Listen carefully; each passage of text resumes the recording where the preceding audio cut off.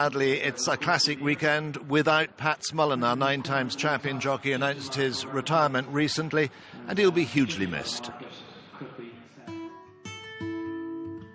Grey Swallow, Bago trying to get to him, but Grey Swallow's holding on and holding on well. Went in 3/4 of a length, but Vinnie Rowe, to the cheers of the crowd, the French crowd at that, Pat Smullen salutes Vinnie Rowe. Fascinating Rock has moved to the front from Jack Hobbs, found right from the back of the field, but Fascinating Rock for the upset in the Kipco Champion Stakes. I think as a rider, Pat had everything. He was determined, a great judge of pace. He was a great horseman, very strong, tactically very aware. I think as a jockey, he was really second to none. He was spotted very early on by genius trainer Dermot Weld, and once they hooked up, they respected each other's ability and brought out the best in each other. Well, it started off, I think, about 20 years ago when he rode a group winner for me here at the Curragh. And it's been a great association ever since. He just refused to bend, and Pat Smullen out in front, but going to win it as he go to the line. Refused to bend from Van Nistelrooy. Yeah, no, I've been lucky to ride with Pat for 17 years. Got to travel around the world with him, Dubai and Hong Kong and Japan, and obviously all over Europe. Pat was always just the ultimate professional, and he was a fierce competitor. On the big occasions, he was never found wanting. In particular, in places like Galway, it was a tricky old place to ride. There were so many country winners, handicap winners, that Pat Smullen, you'd have walked away and said, well, if Pat had ridden first, second or third, he'd have won in either three of them. We're very fortunate. I think he rode nearly 2,000 winners for me. But we had winners all over the world. Royal Ascot, brilliant ride on Free Eagle to win the Group 1 Prince of Wales. Free Eagle shows in front. The Grey Gatsby is closing with every single stride. Free Eagle just, I think, for the Grey Gatsby. Look, I'll be boring and say the Harzand ride in Epsom. I thought he was unbelievable, how strong and stylish he was then to top it off. I think that just kind of defines who he was. They enter the final furlong. Harzand, US Army Ranger, has got to the leader's girth, but has still got to get by as Harzand is pulling out more. And it's Harzand in the colours of the Aga Khan who has won the Investec Derby for Pat Smullen and Dermot Weld. Well, I was delighted to see him win an Epsom Derby. It was a race he always wanted to win. He's an unbelievable rider. He's one of the most ruthless men I've ever ridden against on the track, one of the most talented. In a way, we'll miss him in the weigh room, but in a way, I probably won't miss him out on the track because he's as good a rider as I've ever come across. Well, he won't be missed by me only for the fact that I used to follow him in races. It's one hardy less lad to beat. I remember trying to go down his inside in Roscommon once, and that didn't work out very well. Impossible to get by if he was in front of you, but if he was coming up your outside, we were definitely sweating anyway. Competitive, I think it was his second name was being competitive, so no, you never replace the Smullen in the weigh room. Happy for Pat that he's done it on his terms. He's been through hell and back. Tough man, no better man to get through it. Pat had a lot of special things, but the one thing he had was what he had to beat off what he got. Not many men or people could do that. You know, he was just a great guy, and I'm sure, you know, great to everybody in the weigh room, and yeah, he's going to be hugely missed. He deserved all the success he got, and certainly didn't deserve the hardship.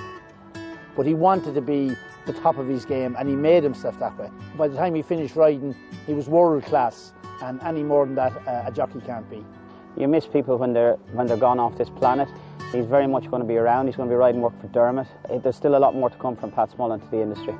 It's Harzand who's going to do the double. Harzand wins the Irish Derby. Many, many wonderful days.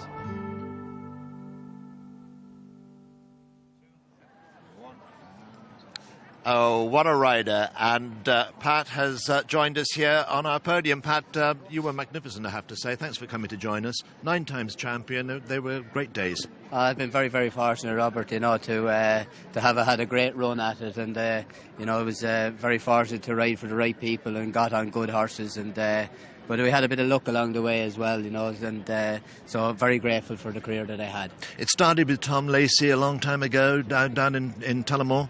Yeah, no, Tom was actually just a neighbour of mine, and so it was great to serve my apprenticeship with a country yard, and I learnt a lot there. You know, it was just you had to do from all aspects of yard work. You had to do everything, and it was a great apprenticeship, and you know, I was delighted to be able to be a champion apprentice twice from a small country yard, so that was very special. And that's when DK found you and saw you. Yeah, no, look, I suppose again it's like everything in life, timing is everything, and I was sort of coming along at a time when there was a bit of a shuffle of jockeys in the country, and Christie was retiring, and Michael was moving on to Ballydial, and so Dermot was looking for a jockey, and thankfully I was so-called up and coming at the time.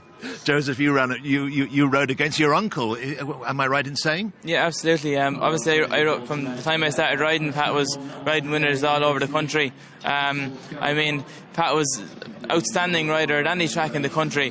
When I used to start going to the smaller tracks and the country tracks, the first thing I'd always look for is where was Pat drawn, because if I could get near him, I wouldn't be too far wrong. You know what I mean? So that and then come around him. You won't go down his inside. Yeah. So, but no, we had some great battles over the years, and we were fierce competitors and always got on very well on and off the track. And top man.